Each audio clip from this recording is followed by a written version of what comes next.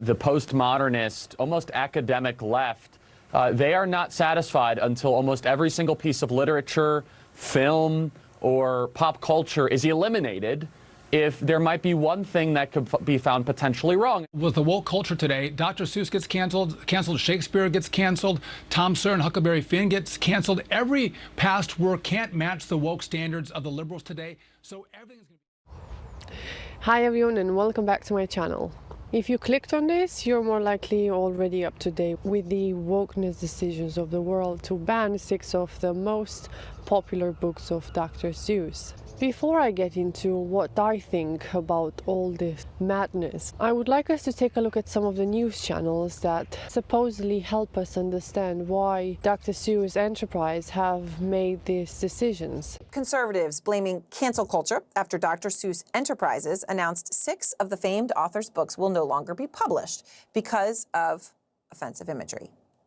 Postmodernist, almost academic left, they are not satisfied until almost every single piece of literature, film, or pop culture is eliminated if there might be one thing that could be found potentially wrong. Okay, well, let's show you the sorts of images we are talking about. Again, Dr. Seuss Enterprises making this decision.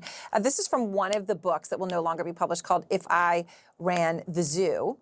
Out front now, Karis Granger-Bogwa, who's a longtime English teacher, and wrote an op-ed for the Atlanta Journal-Constitution called Why Schools Should Rethink Dr. Seuss. And you were just so thoughtful about this, and I know there's this tendency to sort of, you know, it's either cancel culture or it isn't, and you've just been so careful about it. You talk about how you received a collection of Dr. Seuss books for your soon-to-be-born son. You thought it'd be a great addition to his book collection. I mean, I even remember how my mother, who was not into Dr. Seuss, frankly, at all, but when I graduated, I got the book everybody got, right? The places you'll go, right?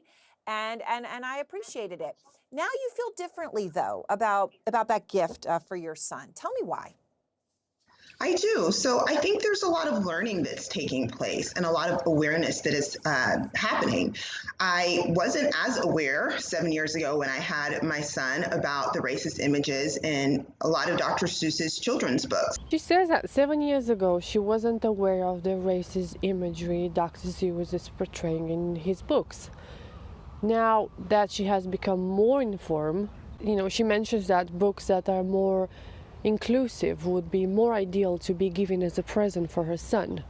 I'm not sure what her choice of books that she would give to her son has to do with Dr. Seuss's books being banned. I don't see what's the connection between the two. You know, just because you change your mind as in what your son should be receiving as a present doesn't mean that banning the books of most popular author and illustrator of the US history makes any sense. She's also saying that people should find alternative books to what would feel more inclusive to children. Well, it seems that until 7 years ago, she didn't feel not included while reading this children's book. I assume she's grown reading these books and, you know, she never felt not inclusive, or at least she doesn't mention that. I wonder how these stories have truly impacted colored children. I would like to hear children talking about, I came back home one day and I was really upset because my English teacher made us read this book and I somehow felt not inclusive or not accepted. From what I understand, children will always feel not inclusive and marginalized when their friends, their peer groups, their family and their school are behaving in such a way. I don't think that children come home from school and say, hey mommy, I hate this Dr. Seuss book because he doesn't include me in his stories. Or does that make any sense? What I'm trying to highlight as well is that no one is born racist, let's be honest. Racism seems to be more for grown-ups, since they are the ones preoccupied with this all the time. And since they are the ones that they're teaching children about that. If we are not racist, why are we teaching our children about racism? Anyway, let's go back to our English teacher. But now that I've become more informed, I think that it's worth thinking through a little bit more and maybe moving towards books that are more... What does more informed mean? I mean, how can you become more informed on some books that they've been there for more than 70 years? How can you be becoming more informed now? Can anyone explain that to me, please? More inclusive and more diverse. There are just so many other options that do exactly what Dr. Seuss books have done. I don't know the whole literature of children's book and so on and so forth, but I would like to think that I can spot a good book when I see it. And it's wrong that there are not many books out there that are doing what Dr. Seuss are doing. Yes, there are many people that try to copy his idea, but I think that's what made this guy one of the most popular illustrators in the US. He definitely had a knack for illustrating in a fun and joyful way, and that's what kids want in the end. You need to keep engaged children with something, and I think this guy has managed to do it pretty well. So I disagree that there are so many other alternatives out there and that the children could pick up and have the same impact on them. That aren't steeped in racist stereotypes. And we can use those and help all children feel included. So the 6 books that are no longer going to be published include, for those who know Dr. Seuss well, On Beyond Zebra, The Cat's Quizzer, and To Think That I Saw It on Mulberry Street, which has an image of an Asian character wearing a conical hat. Dude, I don't know. How does a Chinese with chopsticks eating from a bowl is portrayed as being racist? Isn't that what Chinese people can do? I mean, it's like you'd say you're anti-Italians because you draw Italians eating with a fork. Or because you use the knife all the time, you're anti-English because Victorians used to do that. I mean, are these people are making any sense? Because I don't understand. I literally don't understand. What is it about this illustration that is portrayed as being racist? The whole point would be, you show a young child this and explain why it is racist, why this isn't appropriate. What's your response to that thinking? So I think there's a time and a place for having those discussions. And I think it is important for children to become aware of our history and of some of our racist past. But when children are learning to read and are beginning their love of literature, I think what's more important is that they see themselves reflected in the stories that they're reading, that they're able to build their self-confidence and their self-worth by seeing experiences and stories that tell what they have seen and their experiences. And there's a place for... Okay, so I used to be a kid and I used to read books. None of those stories have had any kind of impact on my self-worth or self-confidence. However, grown-ups around me as a child and other kids that felt they have social power over me as a child, those have had a big impact in shaping me and my self-worth and self-esteem. So I'm not sure if, blaming the fact that our children don't have much self-worth on some illustration books is how adults are trying to get out of the responsibility of being there for their children and helping them develop critical analysis of Dr. Seuss's work. By no means do I think that books should be banned. I'm a former English teacher. I believe in literature and the power of books, but there's a place that we can have those discussions and look at Dr. Seuss in a critical and thoughtful and analytical way. But when I'm thinking... Exactly. This is what grown-ups do. Grown-ups, adults, not grown-ups, are going to a library and they're going to start and take off books off the shelves, and they're going to start and look at every word and every dot of ink on that paper with a critical and analytical eye. Which, if you're looking at something with so much critical and analytical eye, you're going to find proof pro and against that. No matter who you are and no matter, you're always going to interpret the work the way how you would like it to be. It's kind of the same how we see the world, how we are. You know, some people see stuff like how they are, and some people, like children, see those books like they are. That means innocent and joyful and full of energy, and however you think children should be portrayed and seen as.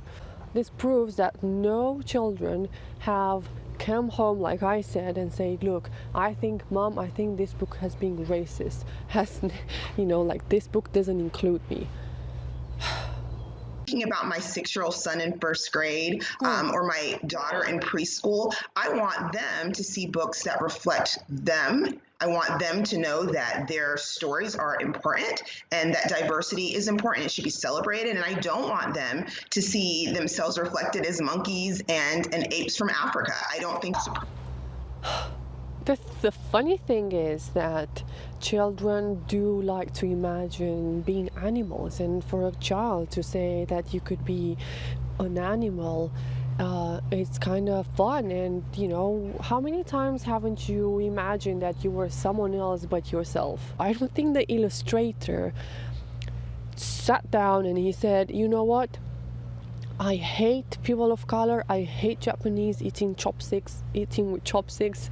I'm just gonna sit down and I'm gonna leave all that malicious and hatred towards people of other color, and I want children to feel pain and I want children to feel not inclusive, and I want children to cry.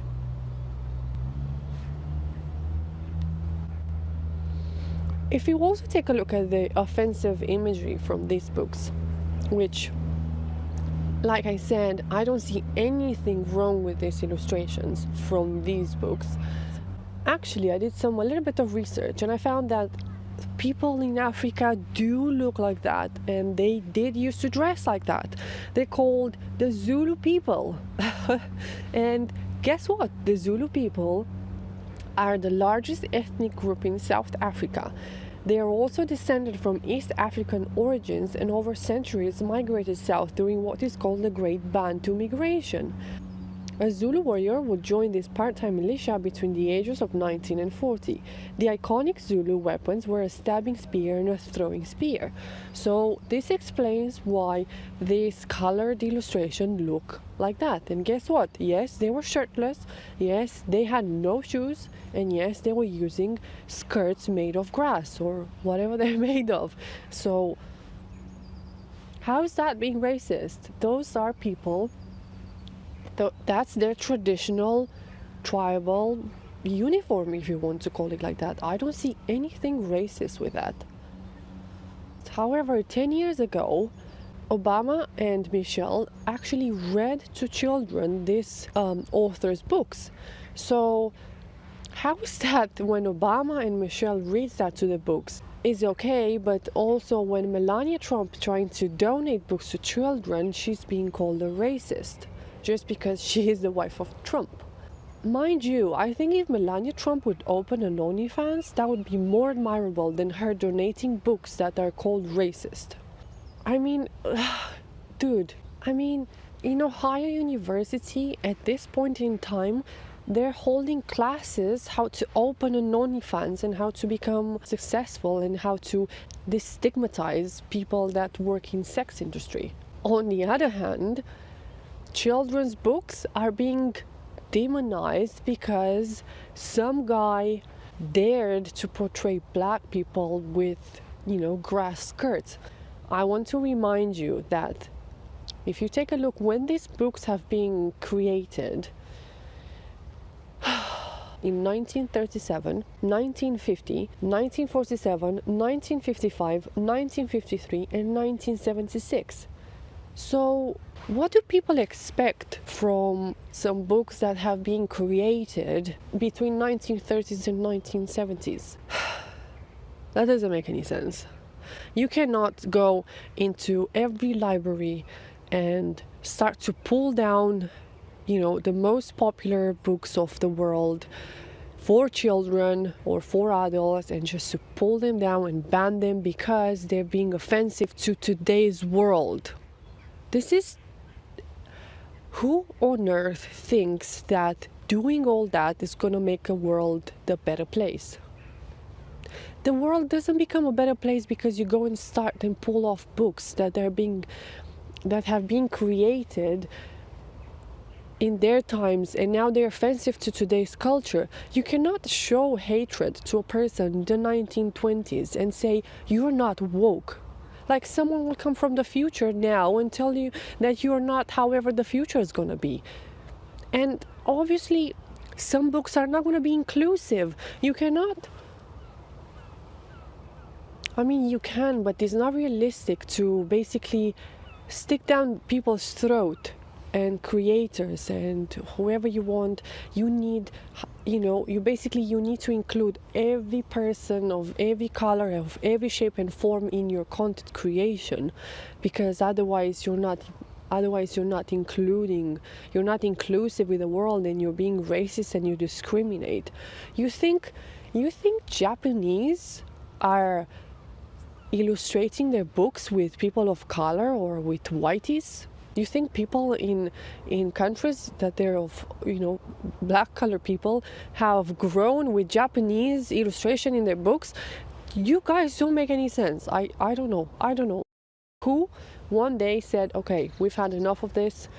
Children's self-worth have been suffered because of these books, so we should cancel them. So I found an article on Forbes, and this was written in 2019 in September. Susan Brand, the president and woman behind the success of DSC, has dedicated her professional life to protect Theodore Seuss Giesel's iconic assets. Well, you haven't done such a good job, have you, Susan? The brand has even partnered with Gatorade on a campaign with the US women's national soccer team that supports girl power. Exactly what I said. This is not about racism. This is not about, creating, children's life or whatever they're thinking they're doing with this thing. This is about girls' power. This is about women's empowerment.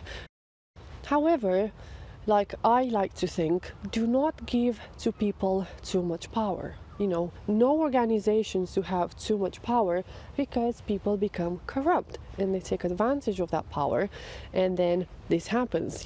So all this started with, we want to empower women.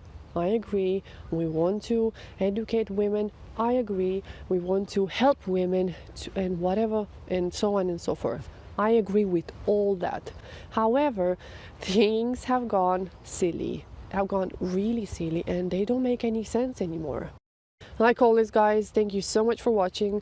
I received again a lot of messages after my latest thank you video, which wasn't done so good. That was overwhelming positive messages, and I thank you so much for that. I really, really appreciate it. I'm chuffed that you have the patience to listen to my thoughts. That's not nothing. And yeah, I hope to see you soon. See ya. Ready up today with the woke. Do you think my hair looks nice?